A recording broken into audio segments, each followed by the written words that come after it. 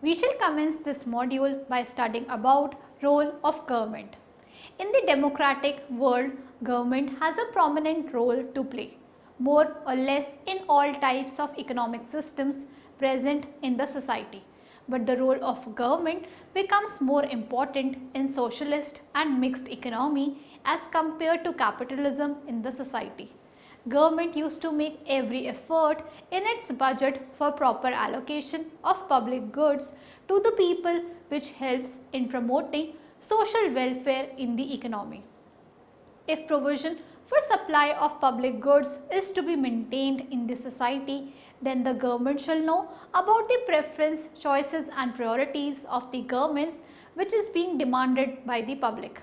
In any type of economic system, the main concern of the government authorities is to maximize social welfare. But the government should be aware of the fact that for which public good people have shown their choices. It is not only the responsibility of the government to have an idea about public choice, but same amount of responsibility is vested on the shoulders of public that they shall make a list of their choices and inform the higher government authorities about their choices and the goods which is being most preferred by them. In democratic countries like India, government used to keep an account of public preferences and makes provision for supply of public goods on time by allocating the productive resources which helps in the production of public goods. Proper allocation of resources by the government helps in utilization of resources in an optimum manner, and social welfare is also maximized when the goods are being consumed by the public. Consumption, allocation and production of resources all is being analyzed and studied in various theories of public economics. These theories are also known as theories of social choice in economics. These social choice theories shows the problems in public choices and also study the problem of aggregating preferences revealed by the public. The two most important theories which help in revealing the problems of public choice are economic theory of democracy and Politico-eco-bureaucracy. After studying this module, you shall be able to understand economic theory of democracy, learn Politico-eco-bureaucracy, identify rent-seeking activities, evaluate unproductive activities, analyze difference between rent-seeking and dupe activities. We shall now discuss about the economic theory of democracy. Economic theory of democracy is a theory of political science written by Anthony Downs in his book published in 1957. Downs developed a model where economic theory can be applied in precise conditions and also shows the decision-making powers of the government in the democratic system. Downs also presented a very rational approach in the voting procedure prevailing in the democratic society and the significant conclusion which he gathered from this theory that a rational voter will never be bothered to vote in the society.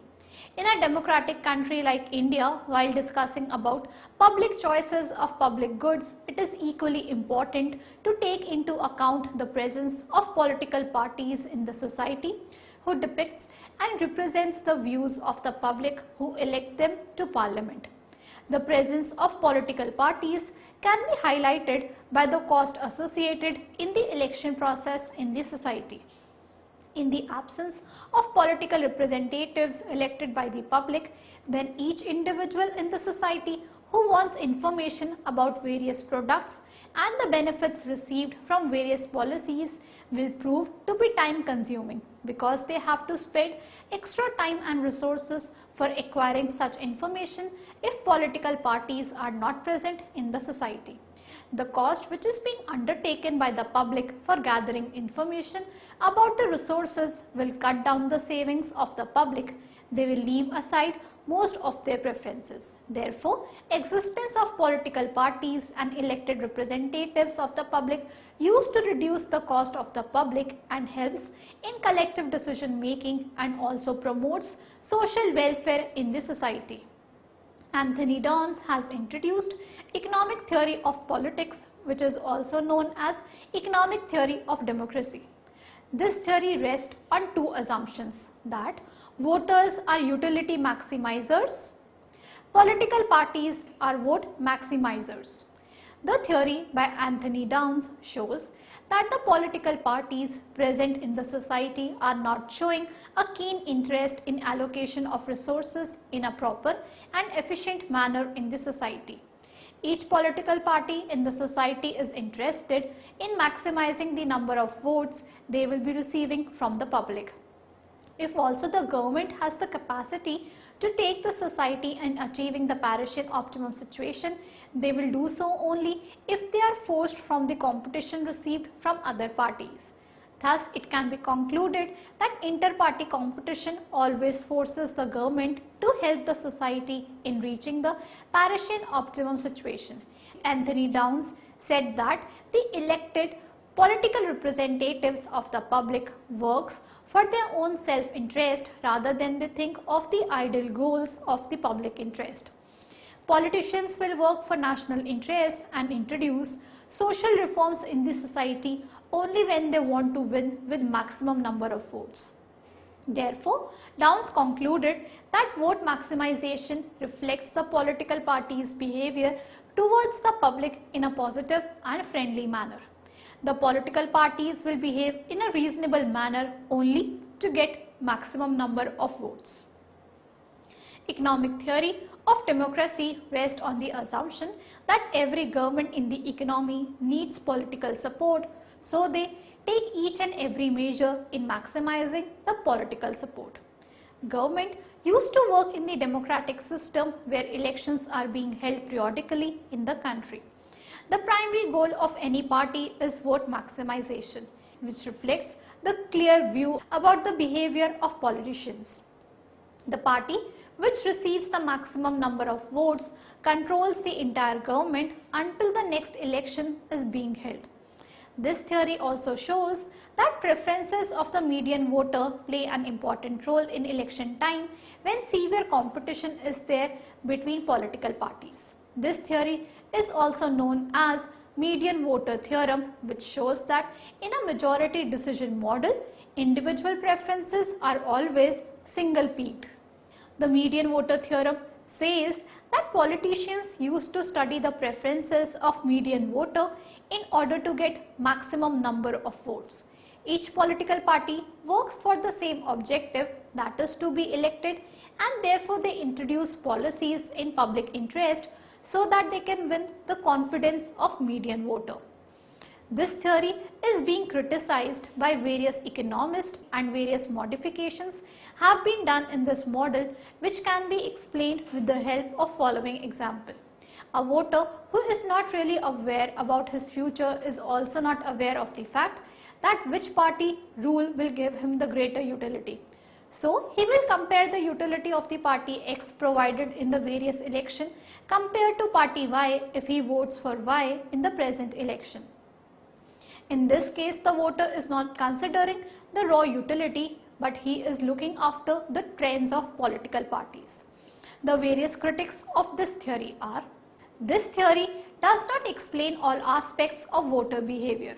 Voting proves to be a costly affair not only because of information cost, but also the cost which is being incurred in acquiring the polling place.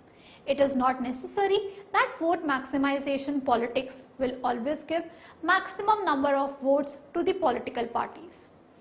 Though these were the various criticisms that this theory faces, but still this theory is not much affected by these criticisms, because this theory is the only theory which describes the role of political parties in a democratic society and how the public goods are being supplied to the public in a systematic manner. We now study about Politico-eco-bureaucracy. The performance of any economy depends upon its institutional structure, which comprises of public sector units and type of bureaucracy present in the economy. Bureaucracy is a set of various government officials who helps in the running of the government machinery.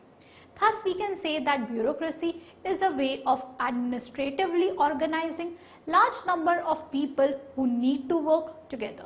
Thus, bureau is a non-profit making organization which is mainly financed from a lump sum grant, rather they are engaged in the sale of output. There is severe competition in bureaucracy also.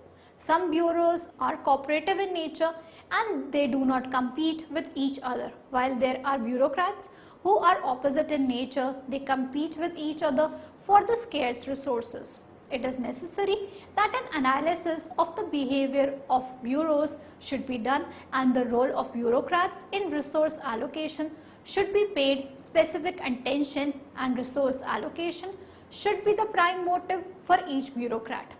Such type of analysis was being done by various economists like Weber, Niskanen and Britton, and this analysis came to known by the name as Politico-eco-bureaucracy theory. According to Weber, Palgrave Dictionary 2000, the bureaucrat, that is senior decision maker, is an administrator who dispassionately observes the established set of administrative rules and carries them out unquestioningly, and this view has been modified by the economists like Niskanen and Britton. According to Niskanen, Harbour Burnett Modern Public Finance 2004, page 42, bureaucrats acts as utility maximizers. He argues that the bureaucrat's utility function include his salary, size of the staff working for the bureaucrat, and salaries of the staff, perquisites and power. Most of the items that are included in the bureaucrat's utility function also directly related with the size of the budget, and hence they are also called as budget maximizers. Therefore, the bureaucrat budget maximizer is playing a very important role in the decision making process of the government and not merely acting as a neutral agent of the government. The bureaucrat will always maximize his utility by finding various ways of maximizing his budget size, but on the other hand, politicians want a large size of the budget because they do not want to upset their voters. The politicians are always interested in increasing the level of quantity by giving quality service, but the bureaucrat always want to maximize his budget because it will maximize his utility. Thus, allocation of budget is not only limited to bureau's budget, but it also includes various expenses on furniture and fittings, expenditure accounts and various rents given to public sector employees. But this theory has been criticized on following grounds. In this theory, excessive importance has been given to bureaucracy, which is not necessary. This theory is unable to reveal the choice of public goods that is to be supplied by the government in the economy. It is an executive mechanism and not a decision-making authority of the bureaucrats. This theory is not much affected by the criticism because it is the first theory that discussed the importance of bureaucracy in the economic decision-making process. Let us now understand the rent-seeking activities and directly unproductive profit-seeking activities. Rent-seeking has been one of the most important concepts in the last 50 years of economics and unfortunately the most unappropriately labeled concept in economics. Gordon Tullock originated the idea in 1967 and Annie Kruger introduced the concept of label in 1974. In economics, people are said to be rent seekers when they obtain the benefit from themselves from their political area. Thus, rent seeking in economics means to increase one share of existing wealth without generating new wealth. According to Annie Kruger, Chapter 26, Rent Seeking, page 48, rent seeking is a resource using activity undertaken by individuals or groups from which they seek to profit, but from which activity there will be no increase in output. According to Purser E.C., Rent Seeking, Some Conceptual Problems and Implications, 1983, page 1, rent seeking is an attempt to economic rent paid to a factor of production in excess of what is needed by manipulating the social or political environment in which economic activities occur rather than by creating new wealth. Thus, rent seeking can be described as the activity of individuals and firms who accomplish to obtain wealth transfers with the help of the state. In rent-seeking activities, nothing specific and productive contribution is being made in the economy, but the rent seeker only works for his own self-interest and he himself is benefited by the rent-seeking activities by making certain manipulations in environmental conditions.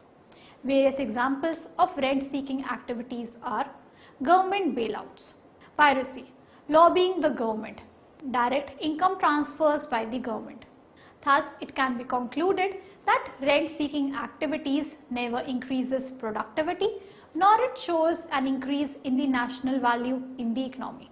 It can be said that rent-seeking activities neither leads to creation of wealth nor it benefits the economy. Thus, rent-seeking activities have a negative impact on the society. People used to seek rent because they want the benefit for themselves.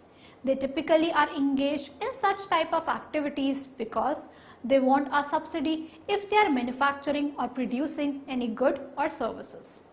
They want to acquire tariff on the goods they are producing so as to hamper their competitors. Elderly people used to seek rent because they want higher social security payments. Thus, each and every person used to seek rent for his own self-interest. Thus, rent seeking is the use for company or individual who want to obtain economic gain from others without giving any benefit to the society through wealth creation. There is one more type of activity which occupies a very important place in economics. These activities are known as directly unproductive profit-seeking activities. This term was coined by Bhagwati in 1982. He said that these are those activities which have no direct productive purpose. Neither have they did not increase any consumer utility, nor they contribute in the production of any good or service that would increase utility. These types of activities are always being motivated by the desire to make profit from market changes created by government policies. According to Bhagwati, 1982 DUP activities can be defined as ways of making a profit, that is income, by undertaking activities which are directly unproductive in the sense that they produce pecuniary returns but do not produce goods or service that enter a conventional utility function or inputs into such goods or services. Such types of activities are profitable activities, but their output is zero. These activities use real resources to produce profit, but no output, and these type of activities reduces the availability of resources which are present in the economy. According to Bhagwati 1982, the New Palgrave Dictionary 2008 second edition, the various examples of DUP activities are tariff seeking lobbying, which is aimed at earning a profitable income by changing the tariff and therefore the factor income. Revenue seeking lobbying, which helps in diversion of government revenues towards oneself as recipient of revenue. Monopoly seeking lobbying, whose objective is to create artificial monopoly, thereby generating rents from such lobbying of goods and services. Tariff evasion or smuggling, which helps in eliminating the quota and generate higher returns by exploiting the prices between legal and illegal imports. Thus, it can be said that DUP activities are wasteful activities whose output is simply zero in terms of goods and services available in the economy and moving towards a conventional utility. Let us now summarize what we have learned so far. In the democratic and global world, government has a prominent role to play in all types of economic systems present in the society. But the role of government becomes more important in socialist and mixed economy as compared to capitalism in the society. The two most important theories which help in revealing the problems of public choice are economic theory of democracy and Politico-eco-bureaucracy. Economic theory of democracy is a theory of political science written by Anthony Downs in his book published in 1957. In a democratic country like India, while discussing about public choices of public goods, it is equally important to take into account the presence of political parties in the society who depicts and represents the views of the public who elect them to parliament. The theory by Anthony Downs shows that the political parties present in the society are not showing a keen interest in allocation of resources in a proper and efficient manner in the society.